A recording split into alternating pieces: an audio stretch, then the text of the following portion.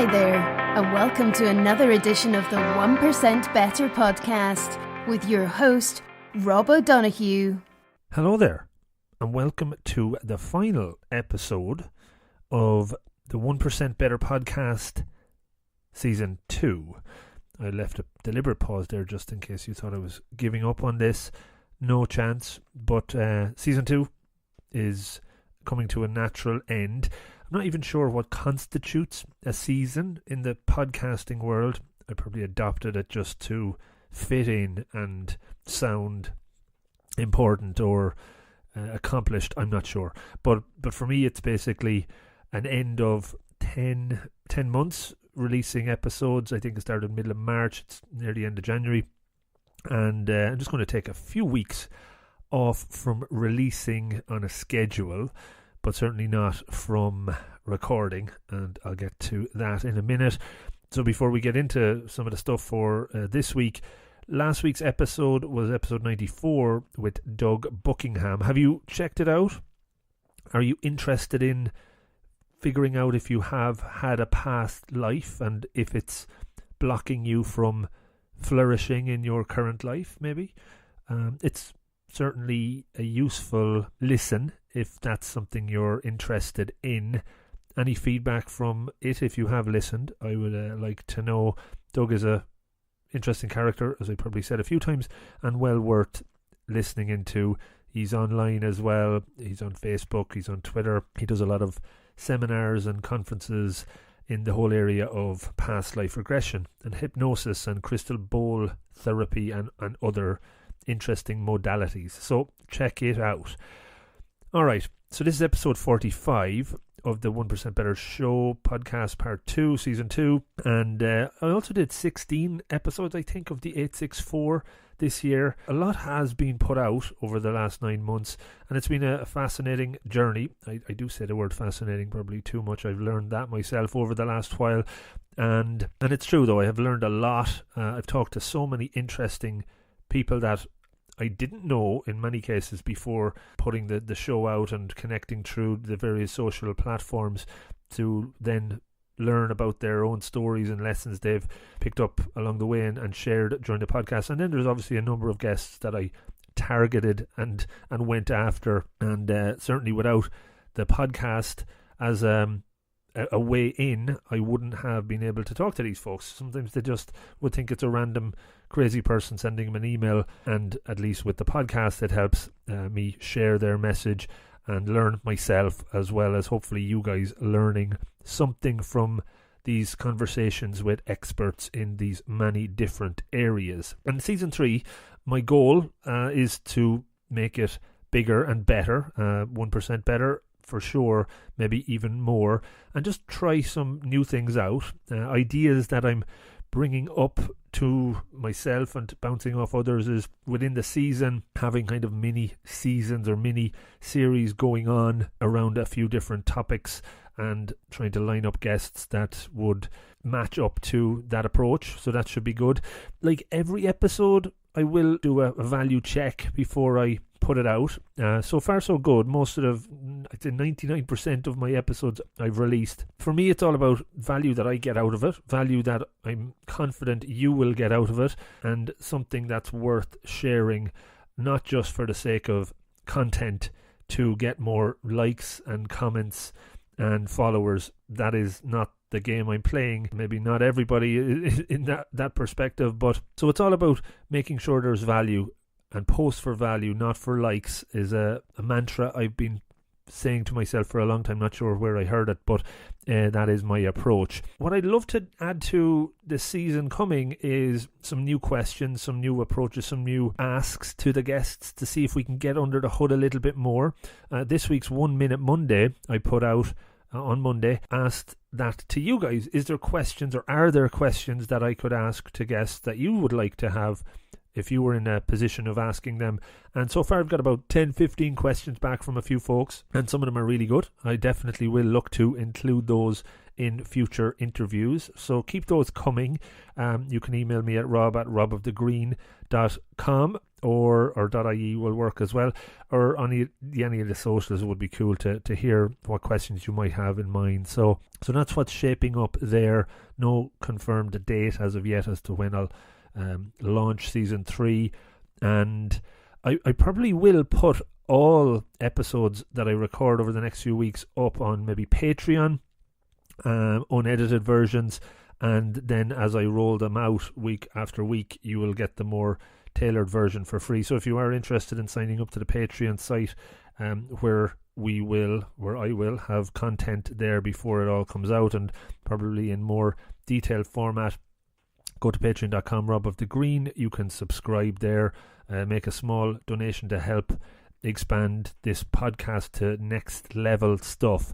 One of the things I would love is to have somebody to do the editing, because that is, although interesting and enjoyable, it takes time, and if I could get that off my plate, that would be awesome. But for now, it's all about continuing on, doing the interviews, editing, and releasing the best episodes as possible. And I have to say, some of the episodes I've already recorded, I'm excited about. It's going to take a bit of time before I get them out, but that's okay. Good things come to those who wait, as I actually say in this week's episode. Okay, on to this week's episode. It is with Joseph McGuire, and he is a face reading expert with over 30 years experience in this realm, in this world. Last year he released his first book called Face Facts, great title by the way, and he has been gaining great feedback over the last number of months on the book and on the lessons that come out of it. It gives you an insight into how one can read another person's face using empirical data as opposed to just random intuition. So I've put a number of questions to Joseph that I was very keen on understanding a bit more about how he reads faces, how he got into this world of face reading, face diagnostics, and really how much information there is there, which sounds like there's an overwhelming amount, but he's able to deal with that through methods like meditation that we talk about. And Joseph has been kind enough to give one lucky listener free copy, hardback copy of his book, Face Facts. Now, how can you get in the draw for this? Basically, if you're already subscribed to my newsletter, you're in the draw. But if you're not, and you would like a copy of the book and to be in with a chance to win that, subscribe to the newsletter. There's a link in the show notes. There's a link on my website. Drop me an email and I can send you the link. So yeah, if you could do that, that'd be great. The draw will take place Friday week, the 1st of February, from when I release this episode. And I'll put that into the newsletter. If you have the newsletter already, you can forward it to somebody. They can sign up. That would be awesome. So Joseph McGuire, Clearsight Communications is his website, clearsightcommunications.com. Fascinating guy. Really hope you enjoy the listen. And again, thanks so much for staying with me over the last season, maybe even the season before. 95 episodes already. I wonder how many of you have listened to them all, what you've taken out of it. As always, get in touch, and I'm looking forward to doing a proper season 3 launch this year. I'm excited about. I did one live show last year. I'd love to do some more. If you're interested in and you have a place where I could do that in Cork or wherever, let me know. Any guests that you have in mind that I could talk with, let me know that as well. Sign up to the newsletter. Keep in touch over the next few weeks. Probably some random stuff will come out in advance of season 3. But there we go. I'm nearly up to 10 minutes of an intro. That's probably a record for the season. Hope it's not much of a ramble. I think there's some good stuff in there. And there's really some good stuff in this conversation with Joseph McGuire. So enjoy and good luck. Hey folks, this one is one that I've been looking forward to doing for a while. I know myself and my guest talked in probably the middle of last year and we're teeing it up, but good things come to those who wait, I suppose. And I'm delighted to introduce Joseph McGuire of Clearsight Communications. Joseph, welcome to the show. My pleasure, Rob. Great to be talking to you of a Monday morning. I wouldn't normally get the opportunity to record a podcast on a Monday morning with other commitments, but it's good to be able to squeeze this in this week. So Joseph, really looking forward to talking about your career, and I suppose a key moment in that happened last year when you released a book, Face Facts. Definitely want to talk a bit about that. I'm going to, get a free face reading in some ways as well, which is always good. And we want to hear a lot about your experiences and certainly talk a bit about the book. Pleasure, yeah. You just fire the questions at me and we'll go from there, Rob. I will. I have some here, but I always like to kind of make them up on the fly as well. So be ready for tangents. I think that's important. Yep. So I read the book. I really enjoyed it. I suppose I would consider myself very interested in human performance and just people watching in lots of ways. Mm-hmm. So I was fascinated by some of the insights from it. I consider myself a casual student, but this definitely helped me.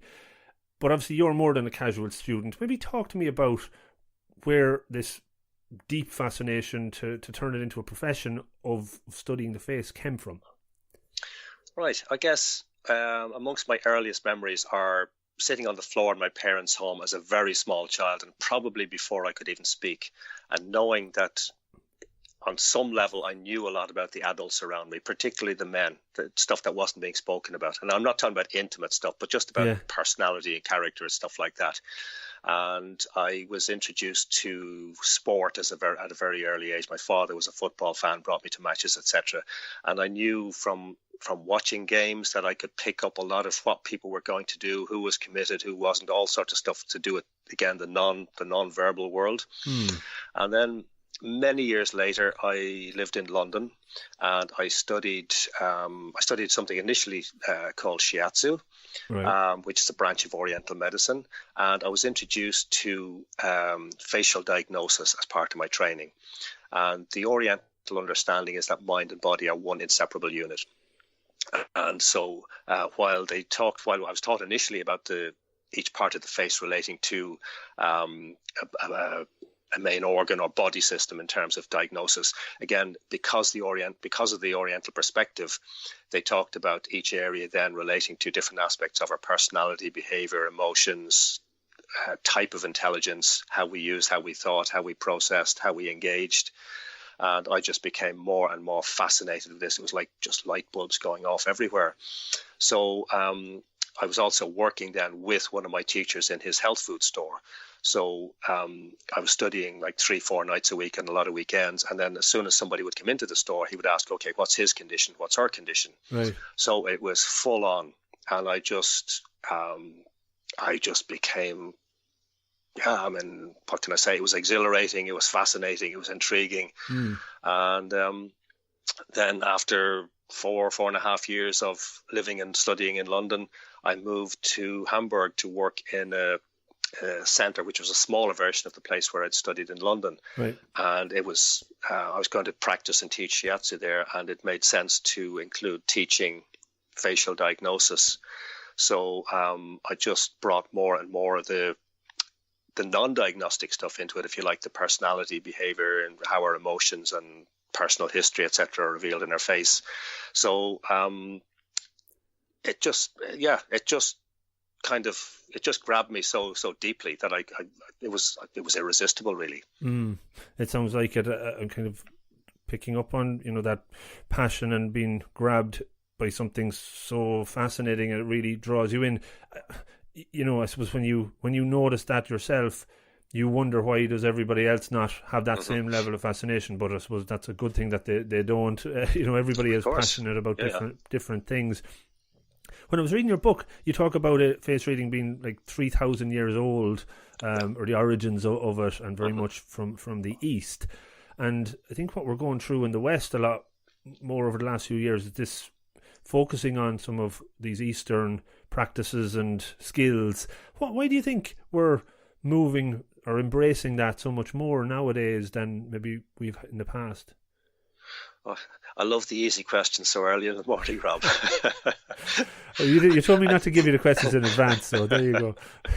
I guess without going too deeply into it, we're kind of moving away from the old Newtonian Cartesian model of looking at the world as something mechanical, and we're aware that so many of the traditional societal structures have been breaking down, whether there's politics, business, etc., religion, etc.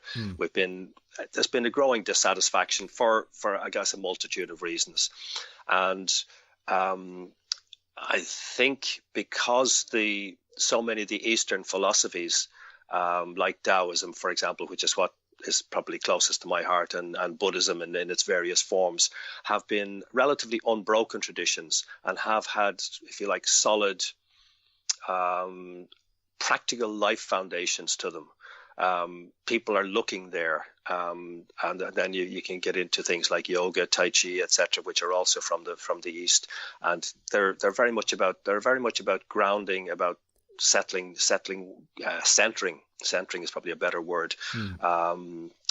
Engaging body and mind together, where we've had over the last probably 200-300 years more of a fragmentation of body, mind, and spirit in many ways, and where I guess people are more looking for ways to integrate all of that into practical daily life. Now that's a very vague general answer, but it's probably the best I can come up with early in the morning. No, that's fine, and I think it makes sense. I suppose my own curiosity in that area of meditation and yoga, you're kind of scratching the surface, and you start feeling yourself, wow, there's something to this, as long as you commit a bit to it and practice it, and it changes your perspective. Absolutely. You also mentioned in the book some influencers on your career. Tony Buzan is one. I've read Tony's stuff. I interviewed a guy last year who was one of the world memory champions, and Tony Buzan has a background in that as well. What did you take from him? Maybe talk a bit about that. Okay, in fairness, my connection with Tony was relatively peripheral. I basically spent an afternoon and an evening with him. Okay. But he was a fascinating man. He was a man, when I met him, he was probably early 70s, thereabouts, probably 73, 74. And I guess he had such a sense, an energy about him, such a vitality about him, such a fascination with life. The particular event where I met him, he was supposed to speak for, I think, 10 minutes. He was still speaking fluently and with great animation and passion, and really holding the audience like an hour, 15 minutes later. And his way of looking at life, his way of expressing his interest in life, his way of asking questions fascinated me. Obviously, I came up with the name Clearsight Communications through an exercise in mind mapping, which is something Tony originated. But it was so my immediate thing is the name Clearsight, and just from the exercise of mind mapping, which is a fascinating tool, and using it is a way to draw on one's imagination, to draw out the creativity, to draw out some of the deeper ideas, and to flesh them out and play with them. But it was ultimately his passion for life, I guess, and his passion for communication, his passion for using the imagination. That was what really resonated. I don't mention all that in the book, but that's really what particularly influenced me as much as the mind mapping itself. Okay. When you were putting together the book yourself, did you use mind mapping to help put that structure together? I did to some extent, because I think anybody who writes a book will tell you that there are times when they get stuck. And my greatest challenge was that I had so much information that if I tried to write down everything I know and everything that I've experienced, everything that's in my head, the book would never have got written. It's deliberately a very short, succinct book, because I want it to be practical. I want it to be a book that people can carry with them and they can actually use. So the mind mapping helped me to eliminate a lot of the stuff that I decided was relevant, but not necessarily the most relevant bits for the book in terms of what I wanted to communicate now. Yeah. Okay. Very good, because it's very tightly written, and there's a challenge I find even writing blog posts and whatnot. I can do thousands of words, and potentially, there's a lot of superfluous information in there that I need to get more succinct on. So well done on keeping it so tight. Was that the first book you've pretty much put together? Oh, definitely. I've had people prodding and poking at me for I don't know how many years to write a book, But so it's been a long time in gestation. It's kind of like an elephant, I suppose, in so many ways. They tend to have long pregnancies, but so this was this was a long time in the works. Okay, very good. So the word facts, I'm fascinated around that as well. I'm actually reading a book at the moment, Stephen Hawking, about big questions, big answers. Just started about 3:00 this morning. I think I started reading it, and they talk about, is there a God, and disputing the laws of the universe, and the laws can't be broken, or maybe God could break them or whatever, and I guess trying to map facts to laws, like the face, is there, it's factual, some of the analysis you can do by looking at parts of the face. How, if somebody queried or kind of challenged you, is it fact or not? What would you say to that? Yeah, I love those kind of questions, and I love meeting skeptics. Cynics not so much, but skeptics, yes. Okay. Because you can have a lot of fun with skeptics. Yeah.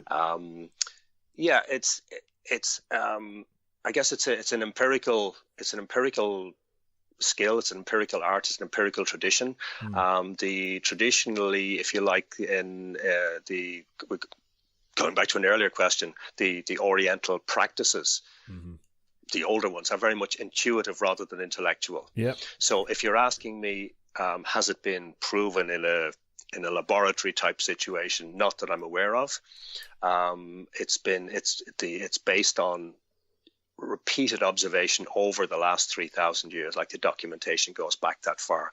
So for me, when I meet a skeptic, what I tend to do is I ask them to take out their phone, show me a photo on their phone of somebody that they know well that I couldn't possibly know, and ask me to tell them about the person. Right. So I can either demonstrate that I know what I'm talking about, or I don't. Okay. So it kind of puts me on the spot, right. And then they'll agree or they disagree. Okay. So I'm quite happy. I'm quite confident that, because I've been teaching this stuff myself over 30 plus years, that there's a very solid basis to it, and it's very accurate, and it's a very practical, very powerful tool to use for communication in so many areas. Okay, very good. When you were starting out and you were starting to find maybe mini breakthroughs or along your journey of doing it, do you remember any standout client or any standout moment when you said, wow, I'm really beginning to get the hang of this or nail this? Or was there a breakthrough, or was it very incremental? I'd say it was probably incremental. Although there's probably one standout moment which is actually not the most positive. Okay. Because, as I mentioned, I learned it as a diagnostic tool initially, and probably the first person on whose face I saw serious illness was my own father. Oh, wow. And I saw a heart condition before it was diagnosed. And I was a lot younger then, a lot more foolish, still foolish, but a lot more foolish then. And I mentioned it, and soon after that, the condition was diagnosed. Wow. But it caused strange ripples in the family. Okay. That for quite some time afterwards, anytime I'd see my mother, she would ask, "Okay, what's wrong with me?" Yeah. So it showed me that I knew there was substance to it, but it wasn't the best way to learn it. Okay. Well, poignant, I guess. An interesting one. That just brings up another question for me. As I said, there'd be tangents. Like, if you were, in a meeting room, and you're just looking around the room, and you saw maybe somebody that you felt had a condition or something. Mm-hmm. How does that sit with you? Would you walk over to the person and try and bring that up, or do you just keep those things in? Or, just kind of interesting how that might play out. It depends on the situation. It depends on whether it would be natural to have a conversation with the person, right. And I certainly wouldn't just launch in and say, "Oh, sure. I think you're ill," or anything, because that would be insane. Of course. Never mind, very invasive. Yeah. So I guess I would look to engage the person in general conversation, okay. And then, particularly if it's a meeting group context, I would maybe suggest, ask if they'd like to meet for a coffee. Right. Separately. and then see where the conversation goes. But I guess I worked as a therapist for many years. Sure. And I guess one thing I did learn is that you can't help anybody unless you have an invitation to help them. Okay. So there's a very fine line between being invited to help and stepping over the line to invading their privacy. Of course. So there's an ethical, I suppose, code that you would need to follow there. Yeah. Has to be, yeah. Okay, no, that's interesting. You mentioned another couple of teachers. Is it Rex LaSalle and Lillian Bridges? Yeah, Lillian Bridges, yes. Rex was initially and has been, my main shiatsu teacher. I no longer practice shiatsu, but Rex was my main shiatsu teacher. Rex is a fascinating man in himself. Rex would be early 70s now, still working very vigorously around the world. He's a man from Trinidad, and he grew up with his parents, as it were, reading the signs. Like they would tell from what the crickets were doing or what the grasshoppers were doing if something was wrong with a neighbor. So they were very, very in tune with natural rhythms. He then became an officer in the British Army. He was trained in Sandhurst, military academy at Sandhurst, and then became an officer in the army in Trinidad, and was part of a revolt. So he's had a fascinating history, but a man of huge inner discipline, a man of huge focus, and he's certainly I learned a lot of observational pointers from him, because he came a lot from not just the tradition, but from his own experience, and he's a very observant individual. Lillian is half Chinese. Her maternal side are Chinese, and she learned literally at her grandmother's knee, because her grandmother is full. I'm not sure if she's still alive now, but certainly full Chinese, but was an advisor to the Chinese business community in California. Okay. So Lillian literally learned at her grandmother's knee, and then went and studied the ancient texts. So she's coming directly from that lineage, and again, she's been a massive influence. In fact, the first time we met, she looked at me and asked me what happened when I was 28 that had a negative influence on my finances. Wow. And the answer, of course, was I got married. And she was able to pinpoint the actual age? Oh, yeah. Wow. Yeah, because the face represents, there's an age map represented on the face as well. So different marks, different lines, etc., in different parts of the face can tell you not so much what happened at a time, at a particular time in your life, but how deeply something influenced you. And there are particular areas then that will relate to finance, amongst other things. Okay, wow. I like magicians and the like, and Derren Brown and those sort of characters. Would they use this skill in their own performance and acts, like the likes of Keith Barry and that? Is that something they would use? I presume they use. I don't know if they're specifically using this tradition, but they're certainly using something along the lines, because they would be. I mean, people don't tend to realize just how much information there is available to us. That's where the name Clearsight comes from, because it's so much information available in Clearsight about the personality before we even open our mouths or move a muscle. Yeah, no, it sounds like it. And have you ever had people? Obviously, you've had so many clients from different industries and different walks of life. Help them do better with face reading. Has anyone from that world of magic or magicians or hypnosis or that field ever come to kind of have you help them or train them to develop that? Not so far, so far, but the door is always open. There you go. There's a magician down in Cork, actually, Gerard Carney, and I interviewed him last year on the show, and he might be somebody that watches and listens. You never know. Intuition, you touched on it earlier, something I'm fascinated about, always have been, I think, through coaching and through even interviewing other coaches over the last couple of years. I've got a better understanding of it, and maybe my views of what it is have changed a little bit. How would you describe intuition, and how does it play into the work you do? Okay, intuition is one of those. I guess it's one of those terms that's used a lot. There's for me, there's a big difference between intuition and a notion that one gets in one's head. There's a physiological feeling that one gets with intuition. Certainly that I get with intuition. There's a state. There's a feeling of absolute peace. There's a feeling of almost timelessness, almost stepping out of time when my intuition is working well. You mentioned meditation earlier. I've been involved with meditation. I've been actively meditating for a long time, 30 plus years at this stage. So I've learned to, I guess, nurture, cultivate my intuition. So when I'm doing this, when I'm practicing this, whether it's in a group context or with an individual, I've learned to go into a meditative space, and empty my mind as far as I reasonably can of any notion of bias, so that I'm just allowing the information to present itself to me. I'm not even looking for specific things, as opposed to allowing the information to present itself to me. So I'm kind of removing myself from the equation.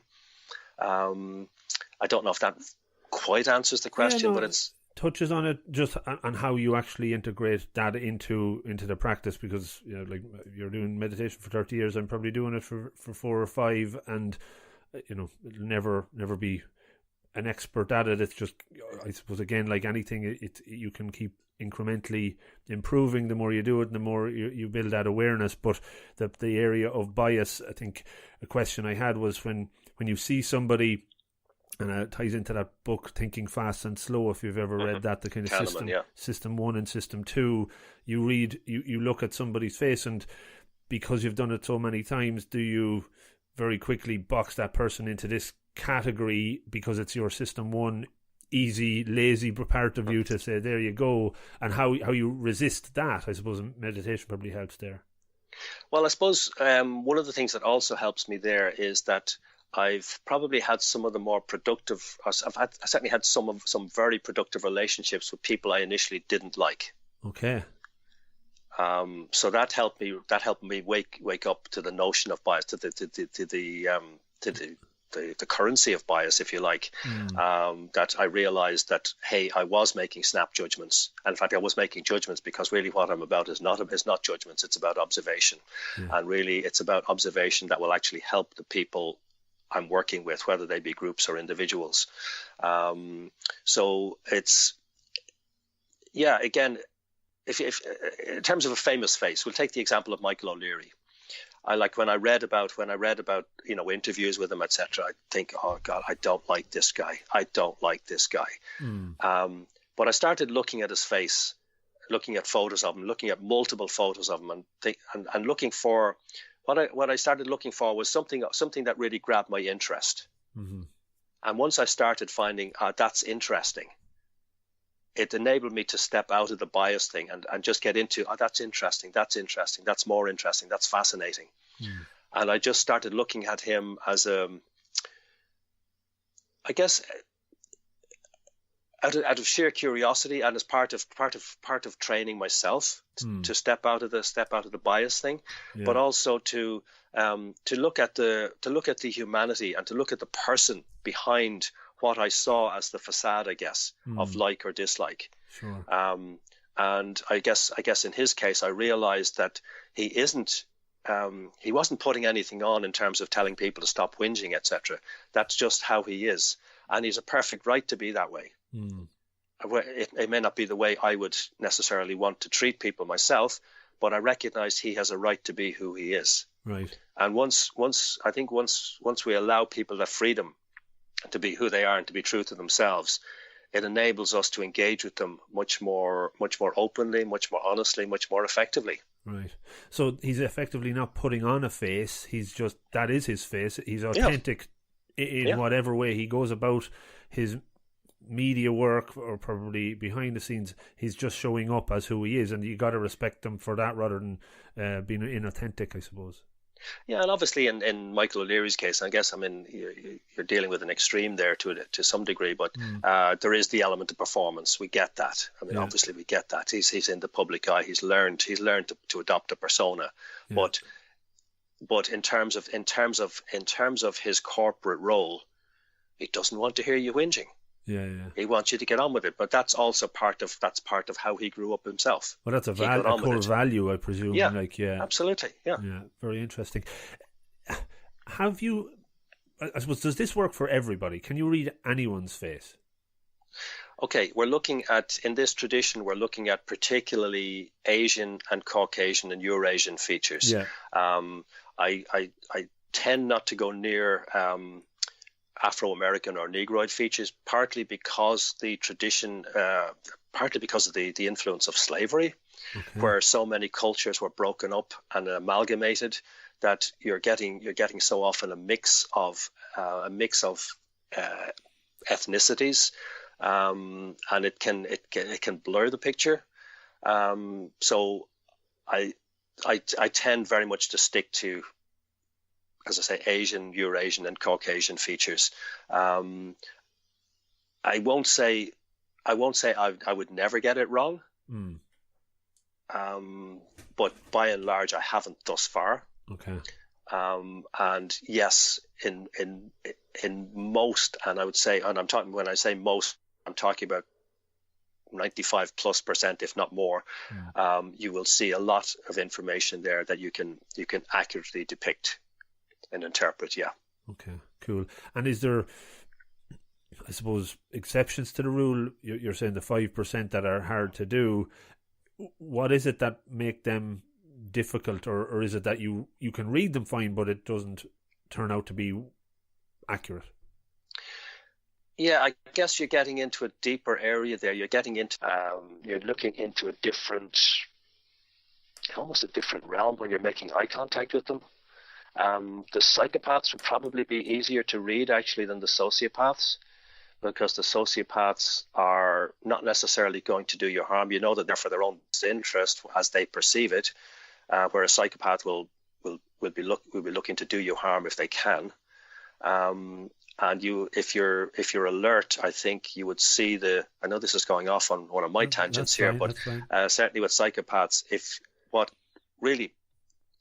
no, step back. When you're making eye contact with people, and that's the most important thing really, because the eyes will reveal more than anything else.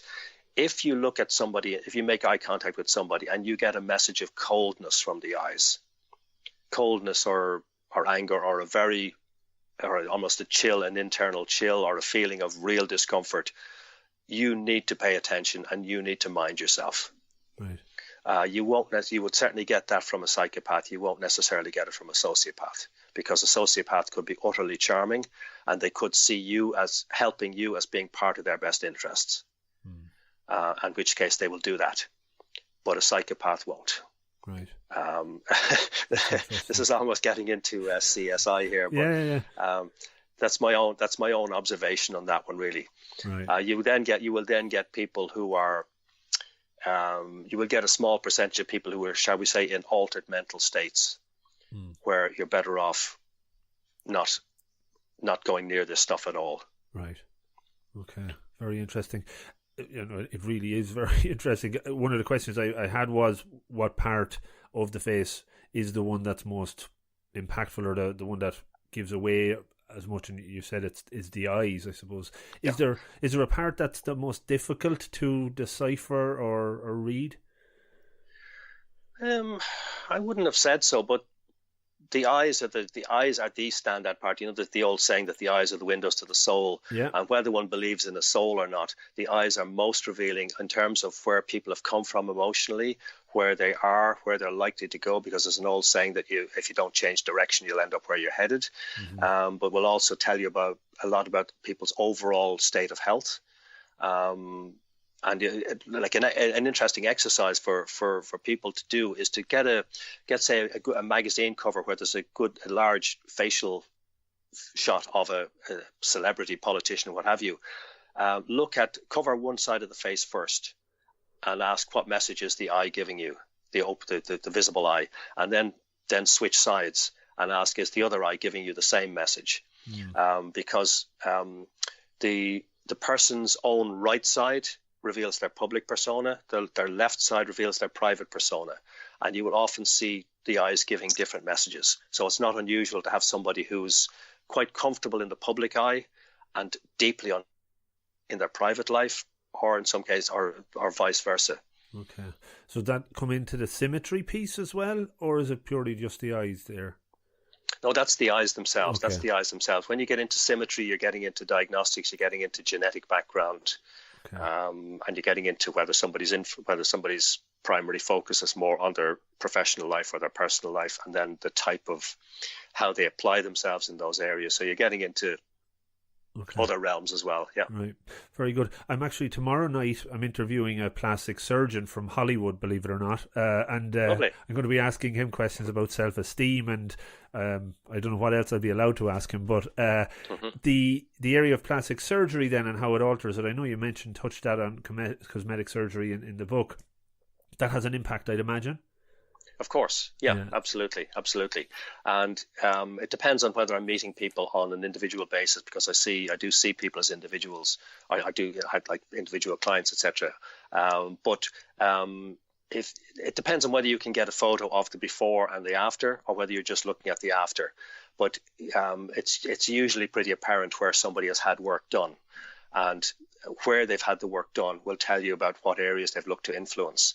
And yes, it will relate to self-esteem, self-confidence, self-awareness, how people want to portray themselves to the world. In face reading terms, we'd refer to it as an external manifestation of a desire for internal change. So whatever the change is, it reflects something that's going on internally. Very good. Or not going on internally, as the case may be. The case may be, for sure. Coming up on, well, we're doing well on time, so just a couple of other quick ones, and maybe I'll get you to give me a quick read, and I'm open. You know, I'm excited and nervous at the same time here. In the spirit of 1% better, and trying to give a listener or a viewer some tips. What scenarios are easy? You mentioned they're looking at the pictures in a magazine and kind of practicing if they go and buy your book. How can they kind of get better quite quickly, or make small changes on how they read somebody to help them understand them a little bit better? Is there any easy introduction tips? Yeah, I guess the first thing is to focus on one area. So go and observe noses, for example, or go and observe eye. Well, we mentioned eyes, so the eyes are the most important thing, really. But go and observe different eyes, and just ask yourself, what message are these eyes giving me? Just allow the information to come. Not look for specific things, but as I touched on earlier, allow the information to come, to present itself to you, and look at different sets of eyes, different shapes of eyes. Not so much colors of eyes, but definitely eyes that are angled differently, eyes that are more narrowed, eyes that are more open, and just a couple of specific tips there. When you see somebody with big, round, open eyes, these are people who are more feeling type, more heart on sleeve. So when you're dealing with them, being honest is really important, and showing that you actually respect their view, whatever the topic is, but showing that you're actually paying attention and that you actually demonstrate caring. Really, really important. And certainly if you're in sales, you need to be very upfront with them. If the eyes are naturally narrowed, like Mr. Trump, for example, a classic example, where there's no visual impairment, then these are people who are clinically observing the world, and they meet you and they're clinically assessing you to determine whether you're of benefit to them or not. Right. And then there are all sorts of other variations in between. But they're just a couple of practical things to notice. But really pay attention to what message the eyes are giving you. Are the eyes warm or are they cold, first of all? I would imagine this is very useful in folks who might be on dating sites and swiping on Tinder and things like that they can use some of the knowledge in your book to kind of profile this person, see is it somebody I would go right or left with. Is that been something you've been asked for help on? Informally, yes. There's a particular friend of mine who was on the single scene for a time, and he was using Tinder, and any woman who looked interesting, he would show me her photo, and I'd say maybe, no, possibly, or whatever. Now he's perfectly happy now, but there was a period there where yes, I was my skills were called into action. Very good. Technology coming into benefit there. Just one other one, I suppose. This might, maybe I won't ask this question till after you kind of give me a bit of a run through, because I might be giving away some stuff. But maybe lastly, around meditation, again, something I interviewed numerous people on, and how important it is. And when you talk about giving yourself that little gap, or the Viktor Frankl, the stimulus and response, so that you have a second or two not to just go into the judgment. What practices do you use to keep yourself in that space? What meditation or mindfulness practices do you do? Okay, I don't follow any particular tradition at this stage. Right. What I do find is when I sit in seiza position, which is I was never into yoga, right. but when I did, if you like, formal meditation sessions, it was very much from a Japanese Zen perspective. So you're sitting in the seiza position rather than lotus or semi-lotus. Okay. So that's with your knees out, sort of almost like in a V shape, and your feet behind you. So sitting like that is very, very comfortable for me. And then what I usually do, obviously focus on the breath, but I'll usually put on some kind of music which doesn't change, where there's no up tempo, down tempo. It's just on a level, right? So that it's not influencing me emotionally. Okay. But it's not. It's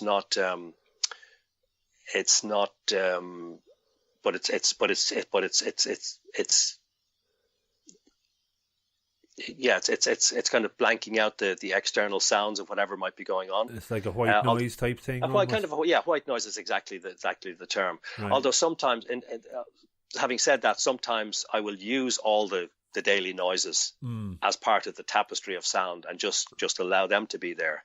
So it's probably a very unspecific answer, but really the main thing for me is sitting in seiza, breathing, making sure my body is relaxed in it. And allowing myself to focus on the breath. Simple as, really. Very good. And when you're seeing a face for the first time, and you've obviously well practiced at it now, I would imagine there's like a tidal wave of information coming at you when you do take that. How do you manage to kind of process that then? Or to block some of it out? I don't really have to think. Yeah, I don't have to think about that anymore, because it's really what's the most important thing. I don't get swamped by it.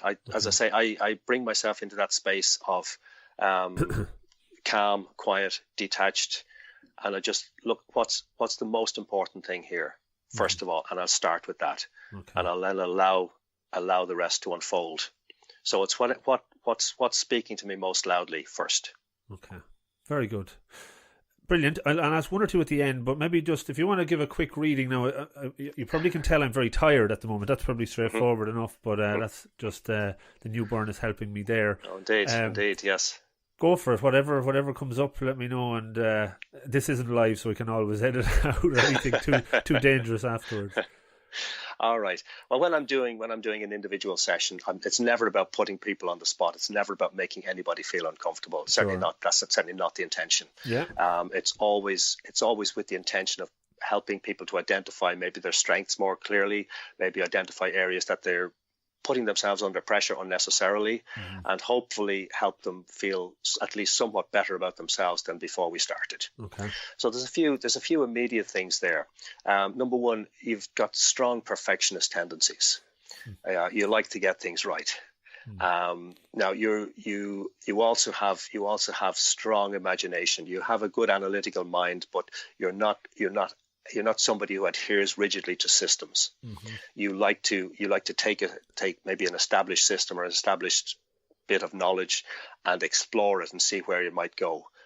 You definitely have that absolute need in you to explore things creatively and to see, if I did it this way, what would happen, or if I did it that way, and to not to just accept what you've been given as the status quo, or the fact it's always been done this way, so this is the way we're always going to do it, because that will not work for you.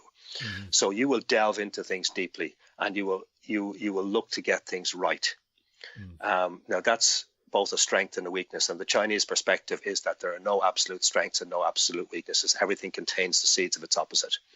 So The desire for perfection and getting it right is very healthy, but when things aren't quite coming together, you can put yourself under stress. I should be getting it right. I should know more. I should understand it better. I should have got it together by now. And it can lead you to procrastination, and it can lead you to being indecisive, or it can swing the other way to pushing hard to make something work, even when you know it's not quite there. So there's a hunger for learning. There's a hunger for getting it right. There's a hunger for setting standards. And probably setting standards is the healthiest way to look at it. That you want things to be of a high standard. Anything you present, anything you do, you want it to be of a level. So rather than pushing yourself to get it right or to get it perfect, if you just look for getting it to a minimum, an absolute minimum standard, and you will know what that standard is for you, it'll probably serve you better. Yeah. And then anything beyond that is a bonus. Right. I would answer to say definitely, what's coming up there, even in the last few years of doing this stuff, the podcasting, that I learned very early on is that, there's no perfect episode, because I wouldn't have released any at this point. So I've always tug of war with perfection and good enough, and I've got better at good enough. So I think what you're saying is right, but I think what strikes me as well is, that is it like when we do a disc analysis, or there's certain kind of innate and there's certain learned. So I think the ingrained pieces try to be perfect, but over the last number of years I've kind of moved towards excellence, or getting as good as I can get, exactly, and letting go. So that would be fair. Yeah. It's also evident you've done a lot of work on yourself, because the self-awareness bit and self-understanding bit is really important for you. And where I'm seeing that is in the middle of your forehead. There's a lovely deep horizontal line across the middle of the forehead, and that shows the emphasis you've placed on developing self-awareness. And the deepest part of the line is in the middle. So that tells me that that you've a very independent side to you that is determined to chart your own course, rather than being overly influenced by your upbringing or by the traditions in which you were brought up. So you're not somebody who's going to be told, we do it this way because it's the way we've always done it, and you have to do it this way. That just will not work for you. That definitely won't work for you, and that will apply in your personal life as well as in your professional life. You're also somebody who's likely to before you start something, you will delve into it deeply, and being not just interested but really deeply interested is very important to you. Because slight interest is maybe, possibly, but when you find something that really grabs you, then you're really going to give it full attention. And I'm seeing this in your eyebrows, by the way. Right. That your eyebrows have a lovely thickness to them, and particularly at the first part of the eyebrows.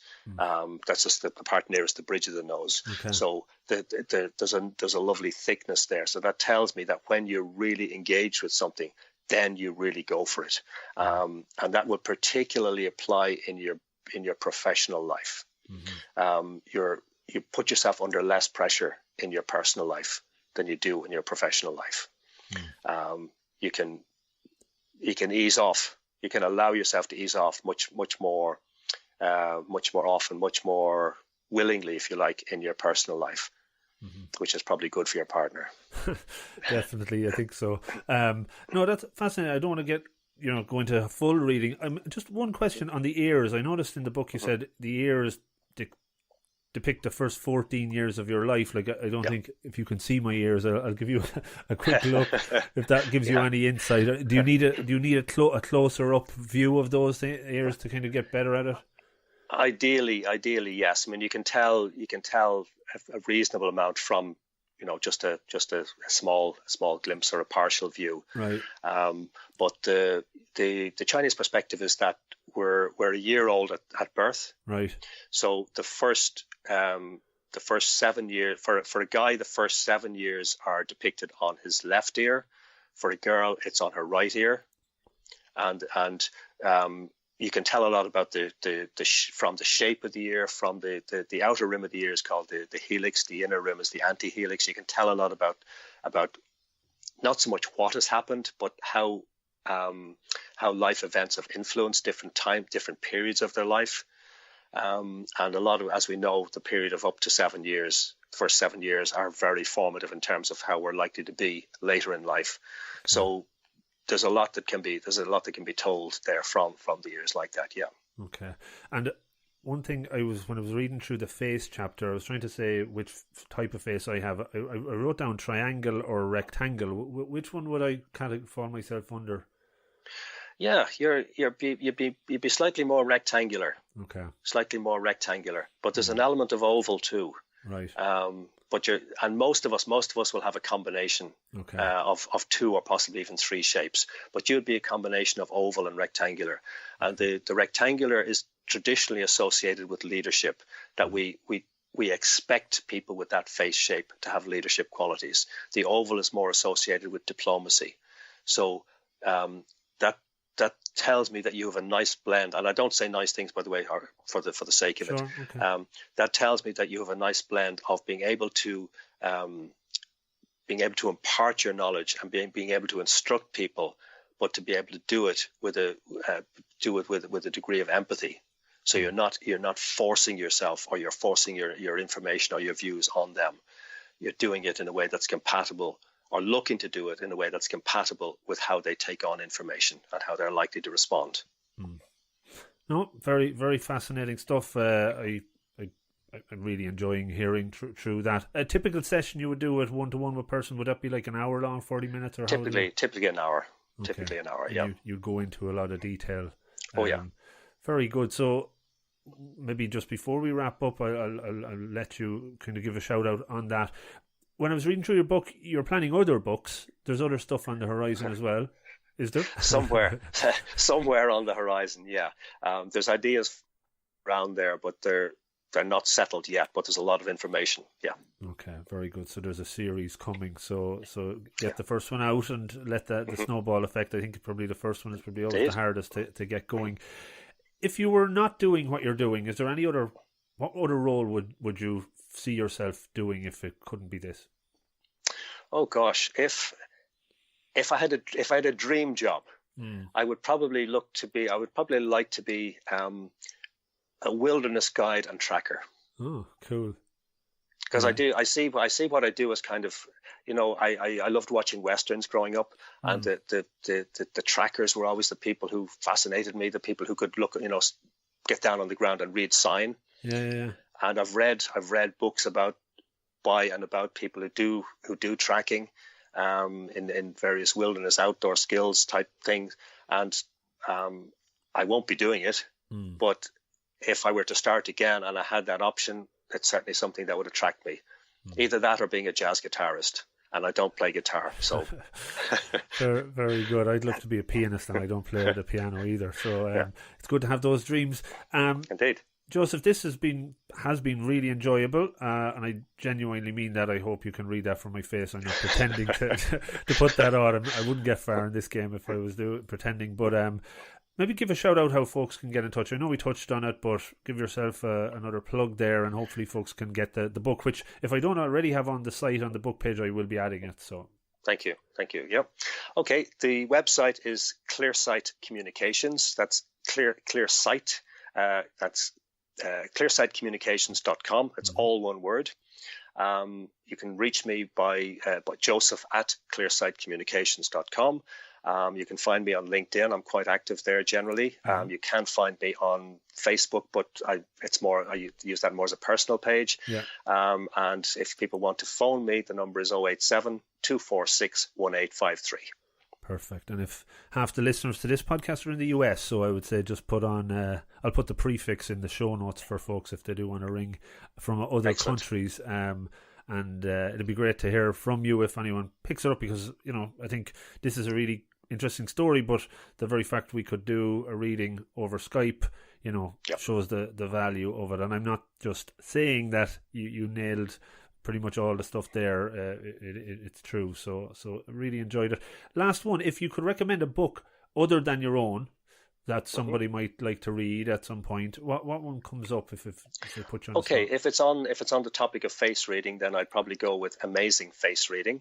It's by a man called Mac Fulfer. That's MacFulfer.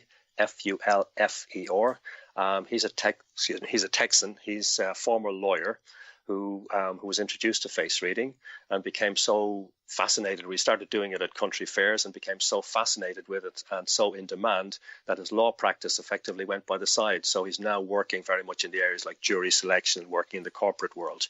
Okay. So his book is very practical. It's rather, mine has colored images. His is black and white drawings, but very, very accessible and very readable and very usable. Okay. Very good, and I'll add that one as well, but I would recommend yours certainly before that one. Joseph, we leave it there. It's been really enjoyable. I'm glad we got to do this at last, and looking forward to sharing the full audio podcast, and I'll probably put out a good portion of the video piece as well, so folks can hear the reading, see the reading as well. I'm looking forward to listening back and learning something as well. Yeah, me too. Yeah, I'll take some notes on the way back. So, Joseph, look, thanks so much. Have a great Monday, and looking forward to stay in touch. Absolute pleasure. Thank you. Thanks a lot. Take care. Bye-bye. Bye-bye. So, how did you find it? A good show? Hopefully. Do take a second or two to let me know. And before you do dive off, just a couple of quick call-outs. The new podcast, the 864, 15 minutes long, in fact 864 seconds is the aspiration, is now out and ready for listening. Check it out on the site. Go to the podcast page. There's a link for 864 there, or go on to Apple Podcasts and subscribe. That would be awesome. The 864 is all you have to search for. And it's in all other podcast platforms that you can think of or should be. So, have a listen. Every week I release a 1 Minute Monday video clip, which is also a tip to hopefully make you 1% better. Check that out. It's on the website on the video page. Did you also know that only about 1% of listeners to podcasts, not just my own but all, leave a rating, leave a review, get in touch or give feedback? And I would love if we could buck that trend and put it to 2% for this one. So please do take the time to give me a bit of feedback, give me some ideas about future guests or whatever the hell comes into mind. Just get in touch or rate or review the podcast on Apple. That helps. I'm available at all of the social platforms, pretty much all, at Rob of the Green. That's either with or without the @ sign, but you'll find it under that moniker, so hopefully I'll hear from you there. Last couple of quick ones. Support. So I do offer some pro bono coaching. Get onto the website, the support page, to get in touch. A few hours a month, happy to do that. And if you would like to support the podcast, that would be awesome. You can do so through Patreon and also through purchasing books through the book page on the website. That goes through Amazon and we get a little percentage. I'm not even sure what, but it's something. And finally, just to say thanks for taking the time to listen to the podcast. I know there's lots of other shows out there. It means a lot that you're checking this one out. So have a great rest of day, week, month, year, whatever it may be, and hopefully you're getting 1% better as a result of these shows. Take care and good luck.